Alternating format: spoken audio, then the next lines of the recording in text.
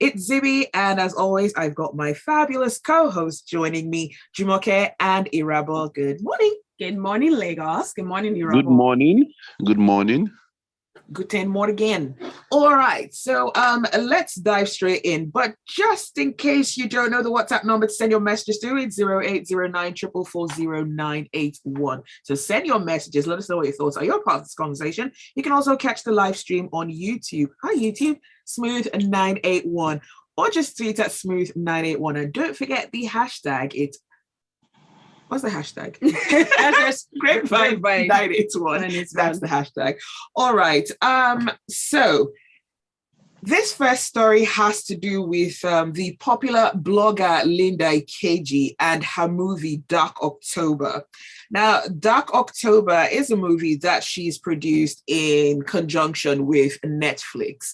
And it's based off, or loosely based off, of the story of the Alufo, which happened so many years ago. Still a very tragic situation. Now, a human rights group that says it represents the families of the deceased young men says that they were consulted before the shooting of the movie, but they weren't exactly interested in being a part of it, as it helped to reawaken the trauma of losing their children and loved ones. Now, Linda Ikeji says that they shouldn't bother pressing any charges against her because they're only going to waste their time and resources. And she says that they are backing over nothing. Have you said? Well, I don't think Linda should have said that.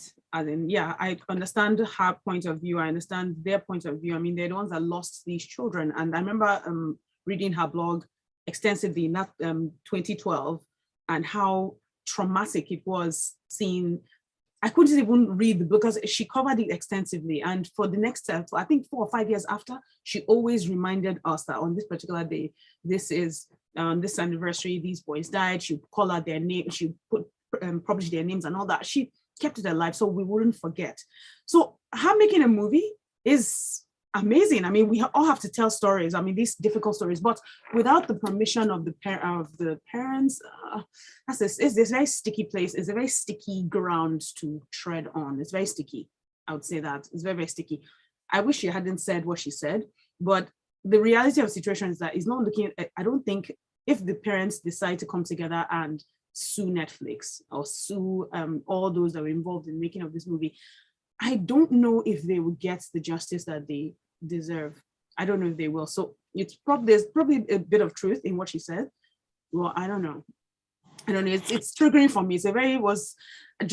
Remembering it. I remember seeing the pictures and I was traumatized because I thought at that time, that jungle justice was a thing of the past in Nigeria. I thought it was only something that happened in Lagos, in certain parts of Lagos. I didn't know it was still there. So for that to have happened in 2012 to these 4 young boys, it was triggering for me, and it still is. So I don't know. In fact, Irabor, what do you think? First off, we have to highlight like what you said. Linda kept their memories alive. She covered the story extensively. Over the years, she was always remembering and reminding us that, okay, this thing happened. And it goes to show that somebody is passionate about eradicating jungle justice. So, yeah, that's good. But now when it comes to IP and, family business and people's memories, and you now making a film out of it, whether you want to use language saying it's loosely based off of or it's something else, at the end of the day we know that film is about Alufo. Now, what I'm still not understanding is if they had approached the family to make the film, at least number one, they are aware of it. Good. Now, was it a clear yes or no? No, don't produce a film about our kids. Or yes, go ahead. Then, middle of the process, they came back and said, oh, we don't think this is supposed to happen. We don't want to do it. It's going to reawaken. So we need to understand if it was a clear yes or no. But at the end of the day, the language Linda used to me was insensitive. in how she tried to convey that whether or not they were going to come after her or anything, it wouldn't make any difference because this is an emotional thing. So I feel that it should have been handled more delicately.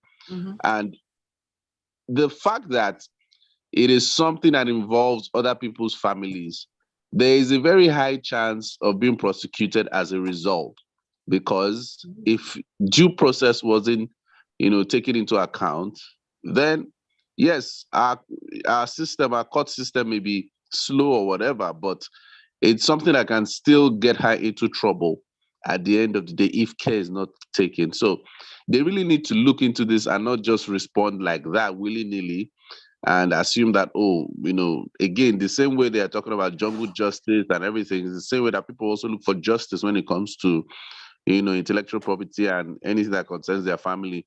If maybe they've not given you a clear yes or no answer with regards moving forward with that thing. So it's a developing story, in my own opinion. I don't think the story has ended at the end of the day, but let's keep seeing, because I would really love for us to probably even interview Linda Ikeji or interview anybody from the families of the Alu4 boys and really understand, because it's sad that we're trying to fight jungle justice through, telling that type of story. But at the end of the day, that same story is now an issue between the producers themselves. So it just casts a dark cloud over the whole situation at the end of the day. So let's see how it unfolds. This is very emotional for me because I actually know the sister of one of the young boys who was, who lost his life in that incident. So it's very shocking. The language, just like Irabor said, so insensitive. Like, these are people who not only lost their children, but they had to spend years relieving it in court over and over. So, okay, let's read some comments. This one is from Tayo, and he says, I hope the family take legal steps against her. She can't pull a weak excuse like that. I feel she's just exploiting her greed because of business. Daisy says, it's called emotional intelligence, Linda. She shouldn't have said it. Removes all the hard work she had put in keeping the boy's memory alive. Tunji says, the Alu4 story is in the public domain. Linda doesn't need the permission of anyone to make the movie. It will be nice if she had, but it's not necessary. Unauthorized biographies happen all the time. If there's no misrepresentation, then there is no problem. All right, well, thank you for your messages. And in some way, that is the truth. Anyone can make a movie based on a famous person's life because it's out there. I didn't realize this till Candy from Escape was upset about someone making a movie on her group and their lives. And I thought it was strange, but apparently in the eyes of the law, it's something that can be done. Yep. Let's move on to the next story. And this one is generating mixed reactions. Now, Yul Edochie, the son of the legendary Pete Edochie, and who's known for, well, his marital woes, which have been shared publicly, has played Peter Obi in a new movie. And the movie is actually called Peter Obi. And Yul does go really hard trying to sound like Mr. Obi, dress like him, and even get his mannerisms. It's divided opinion. Well, I can't say anything about it because I haven't seen the movie. When can one find it? He didn't say where we could find it to watch, because I would like to watch, even if it's just a few minutes. I'd like to watch it. I mean, because of course Yul is my colleague and it's our way of supporting each other. So I'm curious to see what story he wants to tell. Or that he has chosen to tell concerning this amazing character that has come into our lives and has really disrupted the political arena in the last, I don't know how many months, how many years, that made a lot of us decide, okay, we're going to vote, even though it was greatly reduced before. But now I'm seeing more and more people passionate to go to the polls and make sure that this particular man wins, this particular candidate wins. So I'd love to see what story he has to tell, but I don't know where to find the movie, so I can't really say anything about it. Irabor? Yul Edochie's case is a case of maybe one person has one or two attributes. Maybe number one would be you have a good voice and you come from a lineage, of Nollywood royalty. Why am I holding my breath? and you just think that, oh, okay, anything you put out is gold, or anything you say is gold. I'm not even speaking about the movie now, because it just goes to show that some people don't just calculate their moves. You don't use that type of PR for prominence, where you are, bordering on progressive infidelity, and you are trying to mask it in a way that people should just take, and you're now leveraging off that for a political career. Then you're just trying to just make everything seem normal. I just think that he needs to have a rethink as to his approach, with regards life in general, whether it's his political career or just being a father or being a husband. And I'm saying this coming from somebody who has not married, who doesn't have children yet. And you see such things, from celebrities, and they feel that they have the right or just the justification to just proceed like that. Now you are starring in a movie that features, or that portrays, Peter Obi, and okay, fine. Sometimes it just beats me how these guys try to leverage everything just to get notoriety, and it irritates me, sorry to say, when I see news coming from his camp. I just look like, okay, so what do you have to offer? It's so empty. I don't see anything from the guy. So I would really, really love to see. I mean, he's a handsome guy, he packages well, fine, but you don't present like that if you're going to run for office. Yes, don't get me wrong, those in office have done crazy things, but my point is, this is the new generation.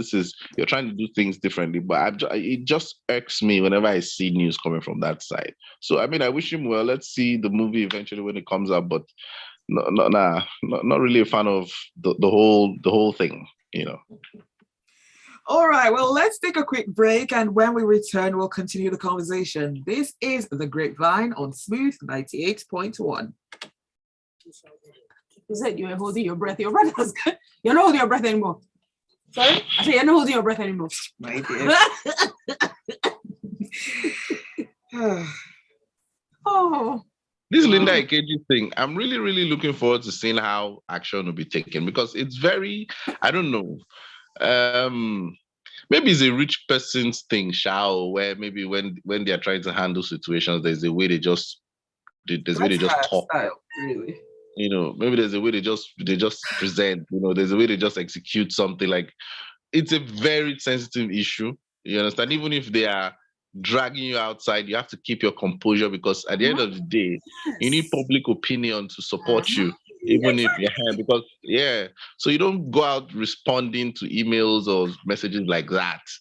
I haven't sent a request to Linda. I sent an email. I also sent a WhatsApp, and I placed a call. I didn't get any response, because I wanted to have her on my show to kind of speak about it, because it's another teaching opportunity for people, in terms of intellectual property and all that, knowing what to do. Sorry, guys, just to chip in, can we talk about the Didi post? He did a post and delete saying, oh, you, with my help, you won a Grammy and you think you could win another Grammy. So people are speculating that might happen. What's that one?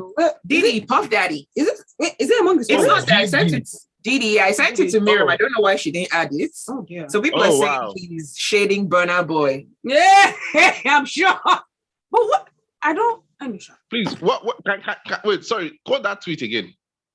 Okay, so basically what Didi says on the tweet, let me just pull it up. He says on his Instagram, I helped you win your first and only Grammy Award, which I did out of kindness, and somehow you thought you could win another without my help. Oh, okay. Can we talk about it? Yes. All right, please. Smooth 98.1, love music, love life. This is The Grapevine, and we're talking about everything related to entertainment. Zibby, Irabor, and Ola Jumoke. All right. So let's move on to this next story. And there's a lot of Grammy news coming with all the wins and the not wins, or the unwins. Can we call them unwins? Unwins. Snobs, okay. Yeah. So Didi, who used to be called Sean Combs and lately Brother Love, whatever he's calling himself these days, he posted something on his Instagram and he deleted it shortly after. But some very quick people were able to get that post. And this is what he wrote. I helped you win your first and only Grammy Award, which I did out of kindness. And somehow you thought you could win another without my help. Ew. Oh, okay. Oh, wow. Now, he didn't tag anyone. He didn't say who it was that he was referring to. But some people are saying that might be a shade to Burna Boy. Some say Chris Brown, but it's like 90% Burna Boy. Well, yes, I'm sure. Well, I don't know. I'm sure, but wait, you might be right. As in, okay, Chris Brown was only won one. Yes, but I don't know if Chris Brown and Didi have a close relationship like that. Oh yeah, so it's definitely Burna. But I don't guess. Is he expecting Burna Boy to stick to him like glue, like white on rice, throughout his career until his career fades? I don't get it. Or maybe Burna Boy didn't leave himself open to be exploited because Didi is known for doing that, right? Yes. That's if it's Burna Boy. Yeah, I mean, we all hear the news, we all watch and see all these stories. I mean, there's even a lady on YouTube that is going on and on about PDD and his lifestyle and his life and all that. I mean, there have been several speculations, accusations. Everything is alleged. Fine, no problem. But going by Didi's history with Mace, with Shine, with 112, 112, with everybody, I mean, that he has been with, so I mean, you see people talking about it that Burna Boy, when Burna Boy finally saw what it took or what it would take to keep that fame with PDD or something, he ran away. So probably just would take his one Grammy and go home, because because at the end of the day, he's a Grammy winner. So even if he doesn't win anymore, if they go to Grammy winners party, Burna Boy must be invited because he's a Grammy winner. Fine. But the fact that PDD would post such a thing, it's very childish, especially when you don't even call out the person. Because if you're going to post such a thing, call out the person. Why do cryptic messaging and all that? So that's just, to me, that's immaturity. If you're not going to call out a person, keep short and move on. Then why now still delete it again? Like further immature. Like you just what's all that? What's the aim? What's the aim? Like I don't understand. Brother Love, right? Where is the love? Change your name to Brother Hate. Brother Hate. Like why are you going like so mixed messaging? You're not on brand. Like, come on. And are you looking to help somebody or just help somebody and collect clout or help somebody and be okay? Like, I don't understand this thing. So PDD or Brother Love or whatever the case is, I mean, Baba, just go and rest somewhere. It's the same thing with these guys. Even when Rihanna won her first Grammy, you could see the way Jay-Z was just acting weird. He came on stage, he was trying to interrupt the speech every time, like, let the girl get her shine and sit down somewhere. And again, we have to really talk about all the symbolism that went on at the Grammys. Yes, Sam Smith, Jay-Z, all these things are out there now, PDD and everything. There's some things that 50 Cent said on Breakfast Club one time. And so we just have to open our eyes, and see what's up, eventually. And, the truth will come out for sure.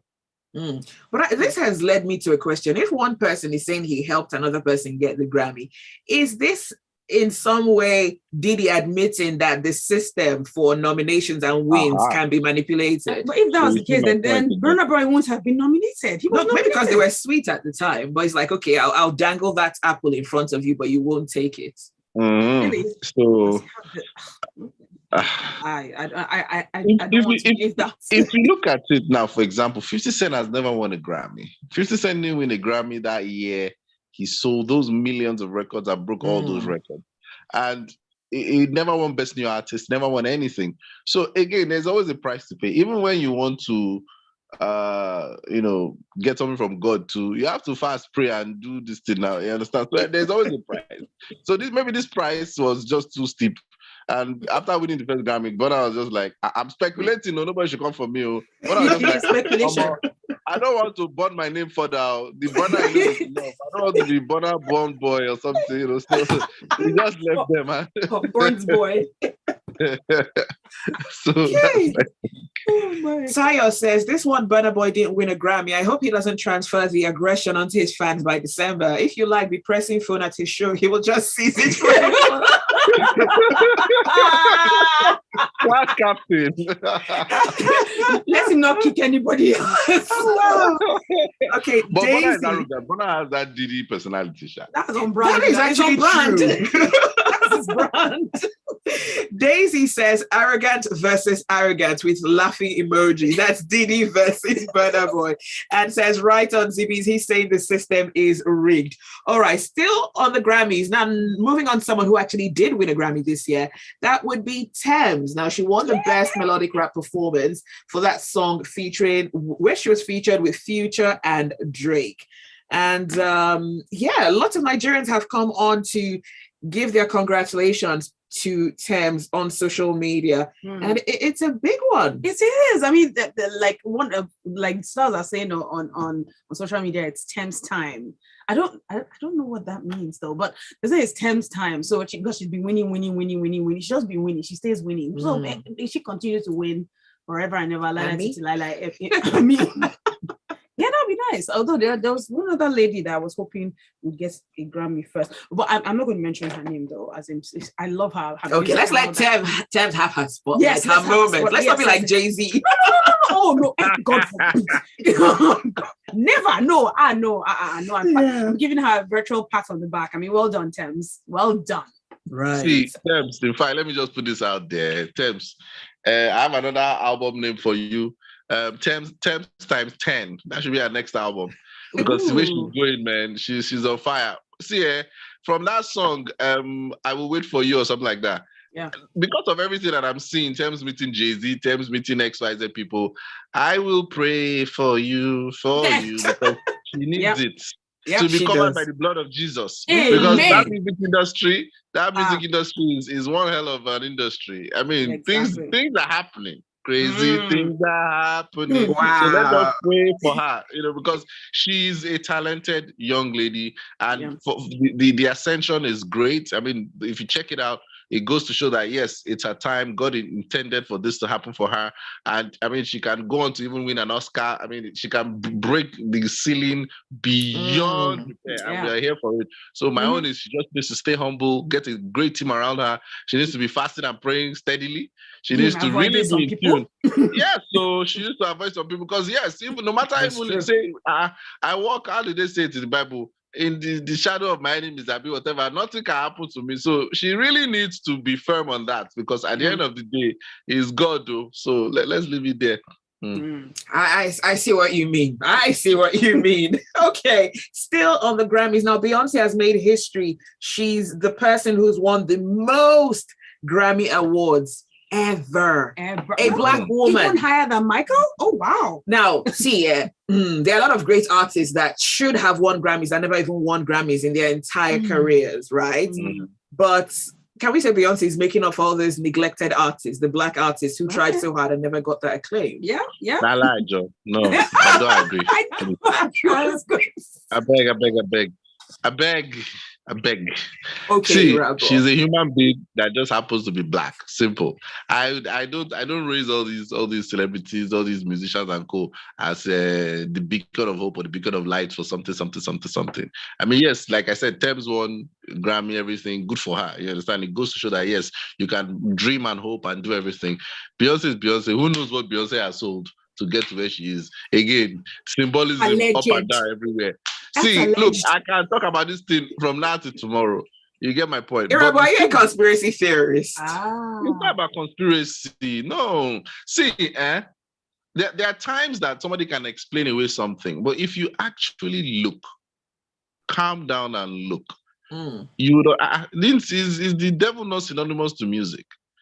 If you look at it. So my point is, everybody should just Irabor is all religious today. What's going on? Everybody should be wary. No, seriously, even in our own industry, there are some waka that are waka. Once I just see that this waka is not clicking, I do my prayer. I just say, you know what, Irabor, leave this thing and go. Like it just.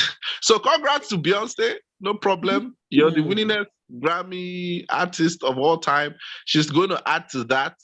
So great for her. I'm happy for her. She's a talented person. Like, I mean, Beyonce used to do red carpet back in the day when Aliyah was, the in thing. Yes. So yeah, She has been hustling from back in the day. There's no That's problem. true. Congrats to her. Congrats. But everybody shine her eye. That's my own.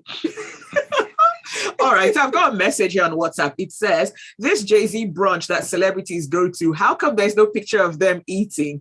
We shall ask Audu Makori and Tems what happens there. Ooh, now that would be something we'd like to find out, won't we?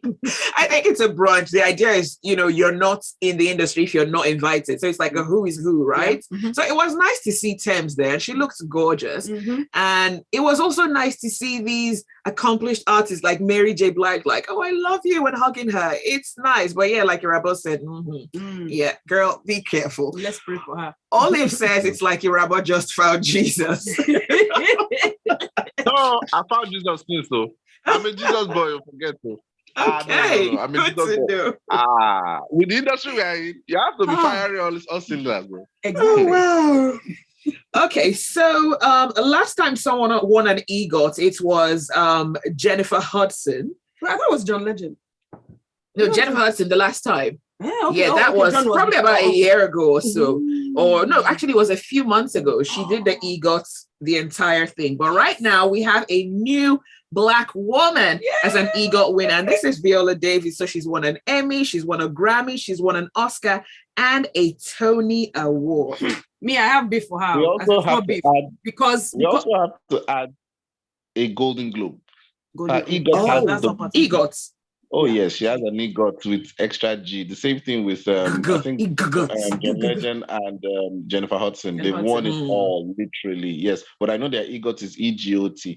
But she's a powerhouse. I mean, it's sad that it's just coming, and I know that it's a tough thing to achieve. Because for you to even win one award or even have one nomination, see Bonner now. Bonner only has one Grammy. Where will he get EGOT from? Well, he's not an actor, right? So he can't get an EGOT. And Viola, she's a musician now. This should narrate. But that was like a spoken word album, wasn't it? No, audio book.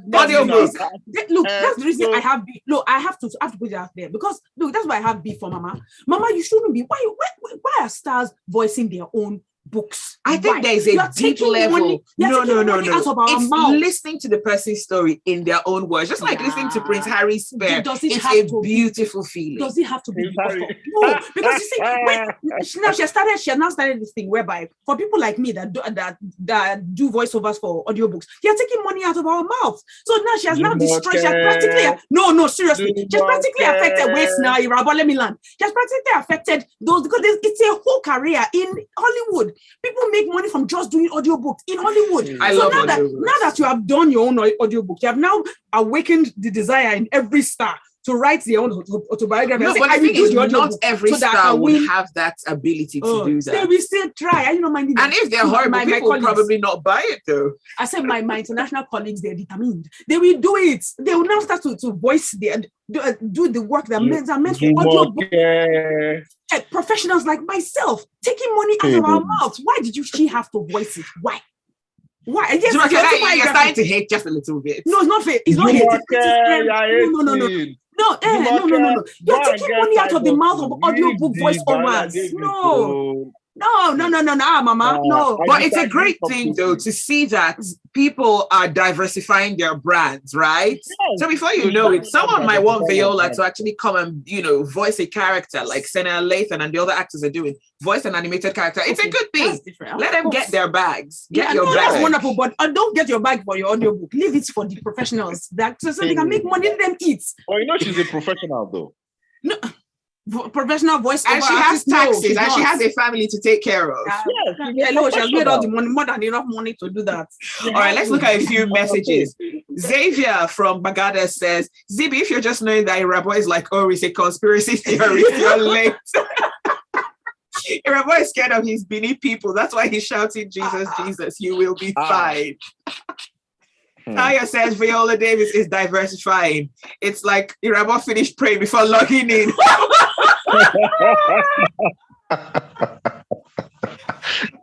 Xavier says, Black and proud, my powerful vocal house, Jennifer Hudson, screen powerhouse, Viola Davis. See, if you're not black skinned, I have pity for you. And I've always said people are multi-talented. If you stick to one talent, well, good luck for you. El Como says, Jumoke should calm down with a lot of laughing emojis. Jumoke, don't choke. No. Olive says, oh yeah, Jumoke, no vex, go and act. That's all the time that we have for the grapevine this morning. Thank you so much, Jumoke. Thank you, Irabor. And thank you for listening. Please stay with us. There's a lot more to come on the Smooth Lagos Talks comes up from 9 a.m. Oh my God. You went all out. All right, Irabor. Thank you. And I'm here for your message. Okay.